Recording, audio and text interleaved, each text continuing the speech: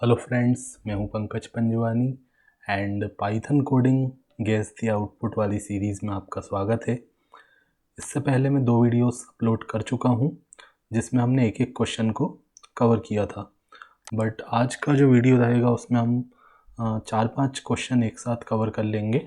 Okay, तो ये पिछले वाले क्वेश्चंस हैं जिसमें हमने और एंड नोट को यूज़ किया था। हमने देखा था कि नोट ऑपरेटर की प्रायोरिटी सबसे ज़्यादा होती है, उसके बाद एंड की प्रायोरिटी होती है एंड लास्ट में और की प्रायोरिटी होती है। मतलब ये प्रेसिडेंस का ऑर्डर होता है। ठीक है, अब आज का क्वेश्चन देखते हैं। यहाँ पे हमने एक x नाम का वेरिएबल बनाया, उसमें मैंने 10 असाइन कर दिया। फिर उसके बाद हमने एक फंक्शन को डिफ़ाइन किया एंड x को प्रिंट करवा दिया फंक्शन के अंदर। फिर फंक्शन के बाहर आके मैंने x को 20 असाइन कर दिया। ठीक है, मतलब x को रीअसाइन कर दिया। पहले x में 10 था, अब हमने उसमें 20 डाल दिया। फिर यहाँ पे फंक्शन को कॉल किया। तो कई सारे स्टूडेंट यहाँ पे क्या करते हैं, वो सोचते हैं कि पहले जिनके कंसेप्ट बहुत ज़्यादा क्लियर नहीं है तो वो सोचते हैं कि x में 10 था, फिर ये फंक्शन चला तो x का वैल्यू 10 प्रिंट हो गया। बट ऐसा नहीं है, फंक्शन तो यहाँ पे हमने डिफ़ाइन किया है। ठीक है, फंक्शन यहाँ पे डिफ़ाइन किया है, बट फंक्शन तब तक एग्जीक्यूट नहीं होता जब तक हम उसको कॉल ना करें। ठीक है, एंड कॉल कहाँ पे हो रहा है? लास्ट वाली लाइन में। बट लास्ट वाली लाइन में जब कॉल होगा उससे पहले x में हम अपडेट कर चुके हैं। ठीक है, मतलब ये अभी फंक्शन नहीं चला है, वो तो चलेगा लास्ट वाली लाइन से। ठीक है, तो x में 10 था, ये केवल हमने डिफ़ाइन कर लिया, बट ये एग्जीक्यूट तो लास्ट वाली लाइन से हो रहा है। तो डिफ़ाइन करने के बाद हमने x को अपडेट कर दिया, x में 20 डाल दिया एंड यहाँ कॉल किया फंक्शन को, तो कंट्रोल सीधे जाएगा फंक्शन के पास एंड फंक्शन ने क्या किया, x को प्रिंट कर दिया। तो x जो प्रिंट होगा वो कौन सा वाला प्रिंट होगा? अपडेटेड वाला, मतलब 20 प्रिंट होगा। ओके, क्योंकि x की वैल्यू अपडेट करने के बाद हमने कॉल किया है। तो कॉल किया तो कंट्रोल यहाँ पे गया एंड फंक्शन के अंदर कोई लोकल x वेरिएबल तो बना हुआ नहीं है, तो वो कौन सा वाला x यूज़ करेगा? जो फंक्शन के बाहर बना हुआ है उसी को यूज़ कर लेगा। अगर फंक्शन के अंदर x बना होता तो वो अपने अंदर वाला x यूज़ करता, बट x जो है उसके अंदर नहीं बना हुआ है तो वो ग्लोबल वाले x को यूज़ करेगा एंड ग्लोबल वाले x की वैल्यू अपडेट हो चुकी है फंक्शन के चलने से पहले। तो उसकी वैल्यू 20 थी, तो आउटपुट यहाँ पे 20 आ जाएगा। ठीक है, इसको मैं आपको रन करके दिखाता हूँ।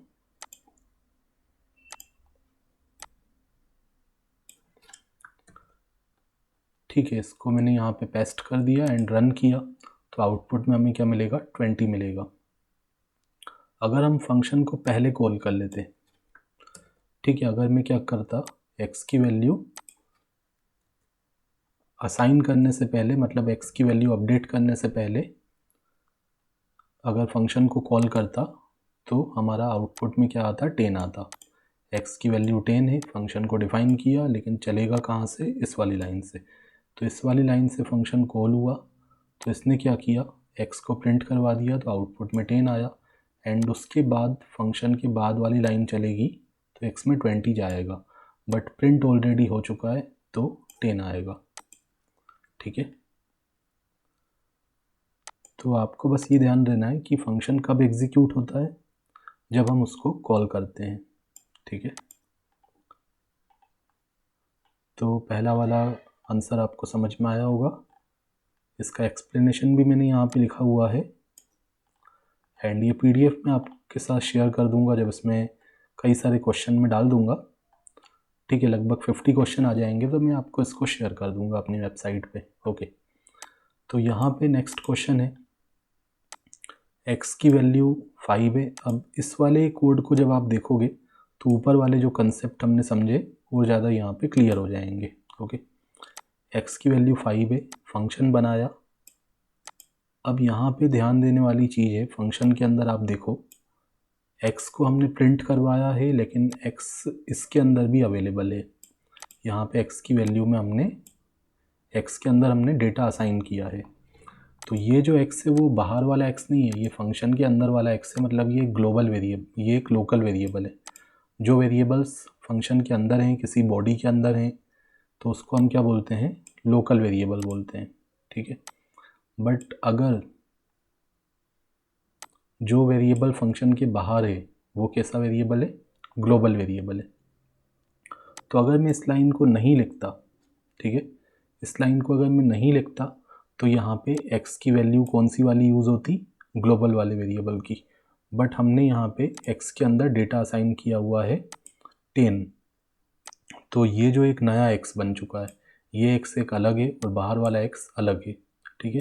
तो फंक्शन जब चलता है तो सबसे पहले वो अपने अंदर सर्च करता है उस वेरिएबल को, ठीक है। तो ये आपको ध्यान देना है, फंक्शन पहले अपने अंदर उस वेरिएबल को सर्च करेगा, अगर अंदर उसको लोकल वेरिएबल मिल गया तो वो उसको यूज़ करेगा, अगर लोकल वेरिएबल नहीं मिला तो वो फंक्शन के बाहर देखेगा, तो जो ग्लोबल वेरिएबल अवेलेबल है अगर उस नाम का तो उसको वो यूज़ करेगा, ओके। तो यहाँ पे देखो x की वैल्यू 5 है, ये फंक्शन बना लिया लेकिन अभी नहीं चलेगा, चलेगा कहाँ पे, यहाँ पे जब हम कॉल करेंगे। तो कॉल किया तो कंट्रोल सीधे जाएगा यहाँ पे एंड ये फंक्शन चलेगा। तो x में हमने 10 डाल दिया एंड ये जो x है वो बाहर वाला x नहीं है, ये एक अलग x है। तो x में 10 डाला, तो x में जब 10 डालेंगे तो बाहर वाले x को कोई उससे रिफ्लेक्शन नहीं होगा, ठीक है। मतलब ये जो 10 है वो अंदर वाले x में जा रहा है, बाहर वाले x में कोई चेंज नहीं आएगा, ठीक है। तो इसको प्रिंट भी करवा दिया, वैल्यू डाल दी, प्रिंट भी करवा दिया, तो सबसे पहले तो आउटपुट में 10 आ चुका है।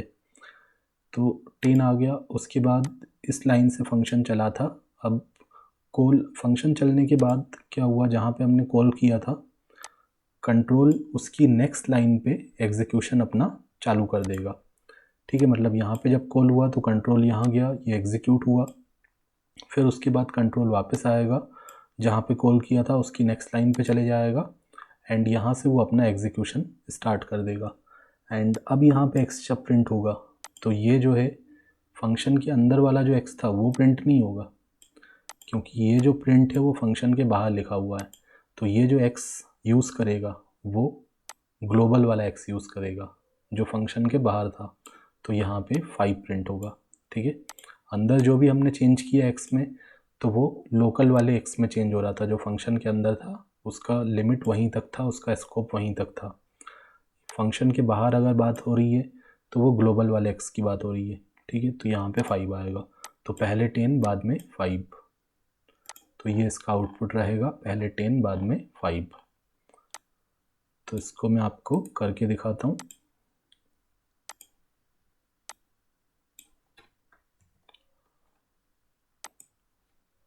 ठीक है, तो आप देखो पहले 10 आया फिर 5 आ गया, ठीक है। अगर ये x में यहाँ से सपोज़ मैं ये x यहाँ से हटा दूँगा तो अब क्या होगा, x की वैल्यू बाहर 5 थी, तो जब फंक्शन यहाँ से कॉल हुआ तो पहले यहाँ पे 5 प्रिंट हो जाएगा। मतलब वो लोकल वाला ग्लोबल वाला यूज़ करेगा, क्योंकि अंदर मैंने लोकल कोई x नहीं बनाया। तो यहाँ पे 5 प्रिंट हुआ एंड बाहर आके x की वैल्यू प्रिंट हुई तो यहाँ भी 5 आएगा। तो दोनों केसेस में 5 आ जाएगा अगर अंदर में लोकल वाला x नहीं बनाऊंगा, ठीक है। तो फंक्शन पहले अपने अंदर सर्च करता है, अंदर उसको लोकल वेरिएबल मिलता है तो वो उसको यूज़ करता है, नहीं मिलता है तो वो बाहर देखता है, कोई ग्लोबल वेरिएबल अगर उस नाम का है तो उसको यूज़ करता है, ठीक है। तो इसका आंसर है 10 और 5। अब यहाँ पे एक सिंपल क्वेश्चन जिसमें ऑपरेटर्स का कंसेप्ट यूज़ किया है। अगर आपको ऑपरेटर्स अच्छी तरीके से क्लियर होंगे पाइथन में तो आप सिंपल इसका आंसर दे सकते हो। तो यहाँ पे आपको ध्यान देने वाली चीज़ है कि यहाँ पे एक बार यहाँ मल्टीप्लाई लिखा हुआ है और यहाँ पे 2 बार मल्टीप्लाई लिखा हुआ है। तो जब सिंगल टाइम मल्टीप्लाई लिखते हैं तो उसका मतलब मल्टीप्लिकेशन होता है, एंड जब 2 बार ये स्टार का सिंबल, मल्टीप्लिकेशन का सिंबल लगाते हैं तो इसका मतलब होता है पावर, ठीक है। ठीक है, मतलब x का पावर 3, ठीक है, मतलब x का क्यूब, ओके। और यहाँ पे ये मल्टीप्लिकेशन होगा, तो x की वैल्यू 5 है तो 5 मल्टीप्लाई 2 करेंगे तो 10 हो जाएगा, तो x में 10 चले गया एंड x में ऑलरेडी 10 आ चुका है तो 10 का पावर हमने कर दिया कितना, 3, मतलब 10 का क्यूब। और जब 10 का क्यूब करेंगे तो क्या आएगा, 1000 आएगा, तो x में 1000 मिल जाएगा एंड उसको हमने प्रिंट करवा दिया, तो इसका आउटपुट आएगा 1000। ओके, इसको मैं कॉपी करके आपको रन करके दिखाता हूँ। ठीक है, तो इसका आंसर हो जाएगा 1000। ठीक है, तो ये कितना भी पावर हो सकता है, ज़रूरी नहीं है कि 3 हो। 5 पावर कर देंगे तो ये 10 का पावर 5 हो जाएगा। ठीक है, तो आप देखो आउटपुट चेंज हो गया।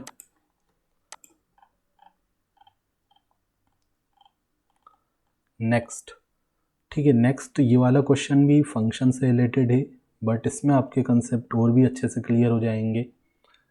तो यहाँ पे हमने एक काउंट नाम का वेरिएबल बनाया है जिसके अंदर 1 है, एंड फिर हमने फंक्शन बनाया है।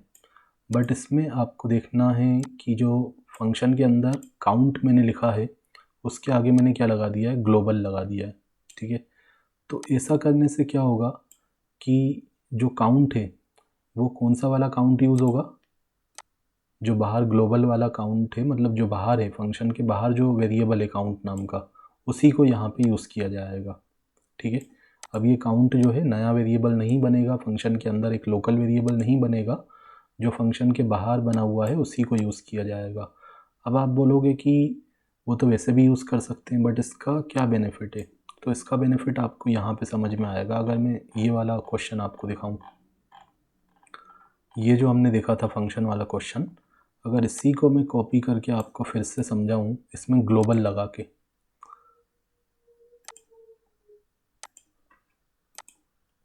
ठीक है, ये आप समझ जाओगे तो वो भी आप समझ जाओगे। तो देखो यहाँ पे हमने क्या किया, x की वैल्यू 5 थी लेकिन फंक्शन के अंदर हमने x की वैल्यू 10 कर दी। तो यहाँ पे जो x में चेंज हुआ था वो लोकल वाले x में चेंज हुआ था, बाहर वाला x तो अभी भी 5 है। तो जब हमने नीचे प्रिंट करवाया था तो नीचे क्या आ रहा था, बाहर वाला जो ग्लोबल वाला x है उसका वैल्यू अभी भी 5 आ रहा है, जबकि हमने 10 उसमें कर दिया था। तो वो अंदर वाला x अलग था, बाहर वाला x अलग था। बट अगर यहाँ पे मैं x में 10 डालने से पहले क्या लिख देता, ग्लोबल x, ठीक है, इस तरीके से लिख देता, तो इसका मतलब है कि जो बाहर वाला x है उसी को यूज़ करना, मतलब जो भी आप चेंजेस करोगे x में वो बाहर वाले ग्लोबल वाले x में चेंज होगा। ठीक है, तो इस लाइन के लिखने के बाद आप x में जब 10 डालोगे तो वो एक्चुअली बाहर वाले x में डेटा जा रहा है, तो यहाँ पे दोनों ही वैल्यूज़ 10 आएंगी। ठीक है, तो बस इतना सा ध्यान देना है कि मतलब फंक्शन के अंदर भी अब जो भी उसमें चेंजेस किए जाएंगे ना, तो वो फंक्शन के बाहर भी उस वेरिएबल में रिफ्लेक्ट करेंगे। ठीक है, एंड जो फंक्शन के बाहर वेरिएबल है उसी की वैल्यू अंदर भी यूज़ की जाएगी, उसमें जो चेंजेस होंगे और वो चेंजेस बाहर भी रिफ्लेक्ट करेंगे। ओके, तो यहाँ पे हमने ग्लोबल काउंट लिख दिया, मतलब फंक्शन के अंदर अब जो भी चेंज किए जाएंगे इस काउंट वेरिएबल के अंदर वो सब बाहर भी जब हमने प्रिंट करवाया वहाँ पे भी रिफ्लेक्ट होगा। तो देखो ये फंक्शन को हमने डिफ़ाइन कर लिया एंड यहाँ से हमने फंक्शन को कॉल किया तो कंट्रोल गया यहाँ पे, एंड ये फंक्शन एग्जीक्यूट होगा तो ये बाहर वाला जो काउंट है उसको यूज़ करेगा, काउंट को ग्लोबल हमने डिक्लेयर कर दिया है। अब इसके अंदर एक लूप चला, लूप कितनी बार चलेगा, 3 बार चलेगा। क्यों 3 बार चलेगा, क्योंकि यहाँ पे हमने एक टपल को यूज़ कर लिया है, टपल के अंदर 3 वैल्यूज़ हैं तो ये 3 बार चलेगा। ठीक है, तो एक एक करके जो टपल की वैल्यू है 1 2 3 वो आई में जाती जाएगी। पहली बार जब लूप चलेगा तो आई में 1 जाएगा, दूसरी बार में 2 जाएगा, तीसरी बार में 3 जाएगा। बट आई को मैंने कोई अंदर यूज़ नहीं किया, ये भी ध्यान देने वाली चीज़ है। ठीक है, आई को अंदर यूज़ नहीं किया गया, जस्ट ये तो लूप कितनी बार चलेगा उसके लिए है, तो अंदर यूज़ भी कर सकते थे। तो ये इस तरीके से कंफ्यूज करने वाले क्वेश्चंस होते हैं। तो ये लूप जो है 3 बार चलेगा क्योंकि टपल के अंदर 3 वैल्यूज़ हैं, एक एक करके वैल्यू आई में जाएगी एंड लूप हमारा एग्जीक्यूट होते जाएगा।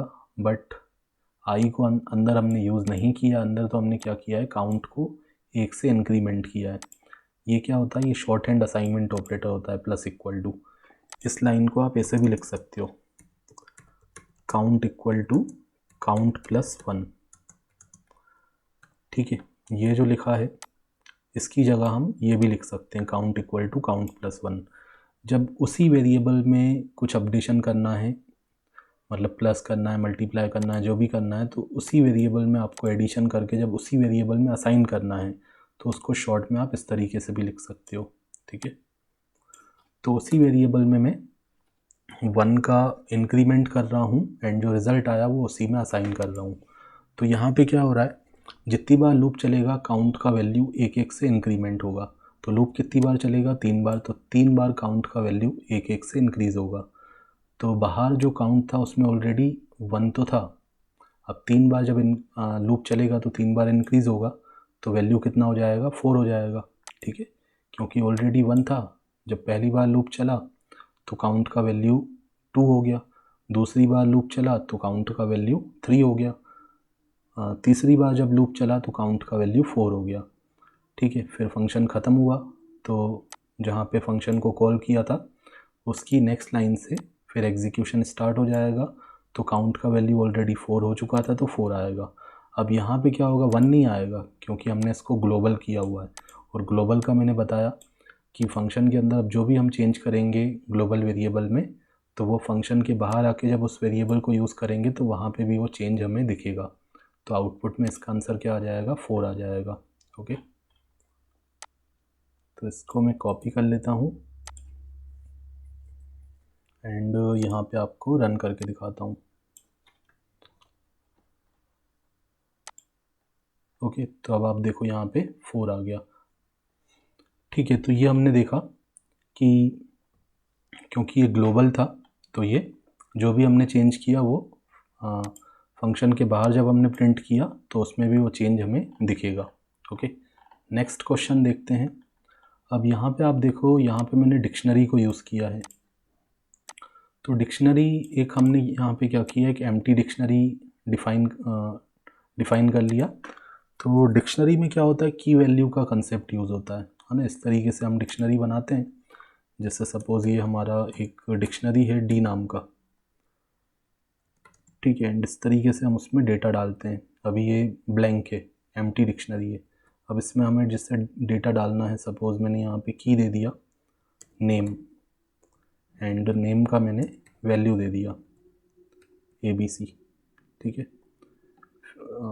कॉमा, यहाँ पे कॉमा यूज़ होगा, ठीक है, सॉरी कॉलन यूज़ होगा। तो यहाँ पे क्या है, ये की है और ये वैल्यू है, फिर कॉमा लगाया, फिर हमने कोई दूसरी की दे दी 2 इक्वल टू 2 कॉमा सॉरी 2:5। तो ये 2 हमारा दूसरा की है, नेम हमारा दूसरा की है, ये 2 इसमें की हैं। ठीक है, एंड 2 उसके वैल्यूज़ हो गए, नेम का वैल्यू हो गया ABC, 2 का वैल्यू हो गया 5। तो ये जो की है वो आपका इंटीजर भी हो सकता है, स्ट्रिंग भी हो सकता है, फ्लोट भी हो सकता है। इस डिक्शनरी को अगर मैं प्रिंट करवाऊँ तो ये इस तरीके से हमें प्रिंट होके मिल जाएगा। ओके, किसी पार्टिकुलर आपको वैल्यू को एक्सेस करना है तो आप इस तरीके से एक्सेस कर सकते हो। की का आप यहाँ पे की बताओगे, मैंने लिखा डी नेम, तो नेम में कौन सी वैल्यू है ABC, तो आउटपुट में क्या आ जाएगा, ABC आ जाएगा। ओके, मैंने अगर लिखा डी सपोज़, ठीक है, दूसरा वाला की क्या था 2, तो अब 5 आ जाएगा क्योंकि 2 पे क्या था 5 था। तो इसमें 2 वैल्यू मैंने डाली हैं अभी। ठीक है, इसका लेंथ कितना है 2 है। ठीक है, जैसे हम इसका लेंथ प्रिंट करवाते हैं, लेंथ ऑफ डी इज़ 2, इसमें 2 वैल्यूज़ हैं। ठीक है, 4 वैल्यूज़ नहीं है, 2 वैल्यूज़ हैं।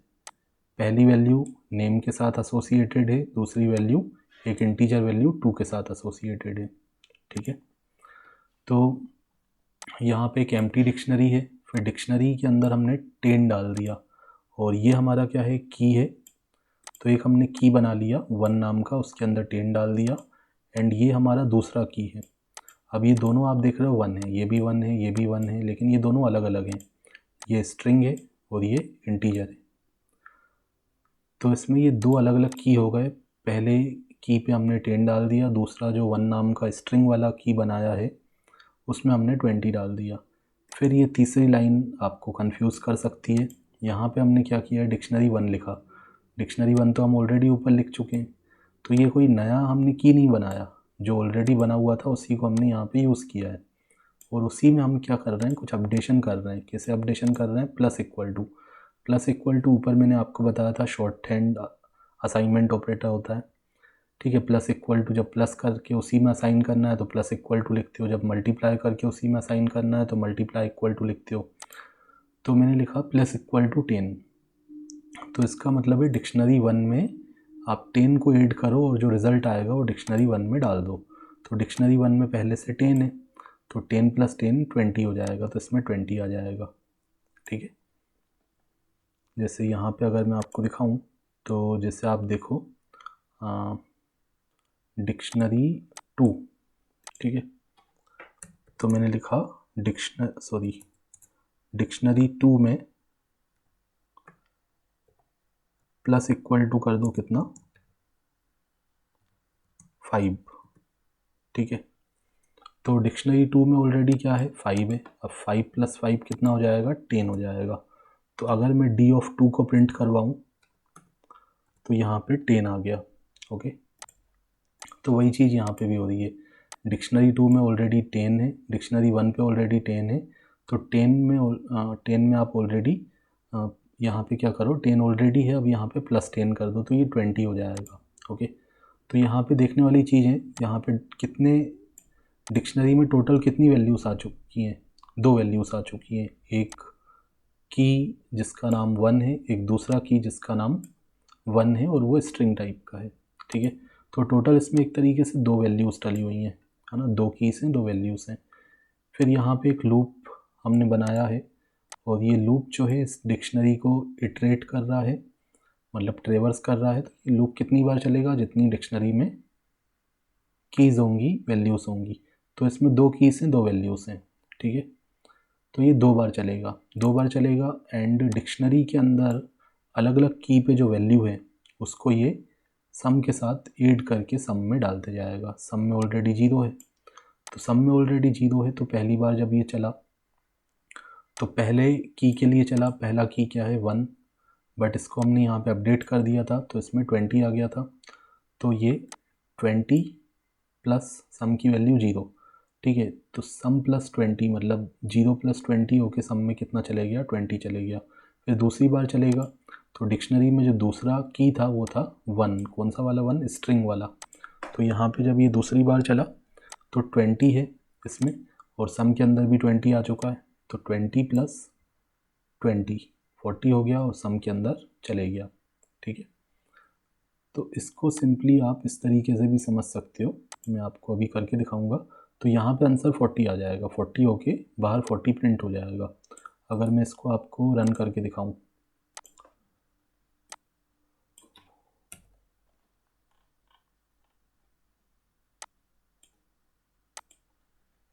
ठीक है, यहाँ पे आप देखो आउटपुट में क्या आ गया 40 आ गया। तो ये 40 कैसे आया ये मैंने आपको एक्सप्लेन कर दिया है।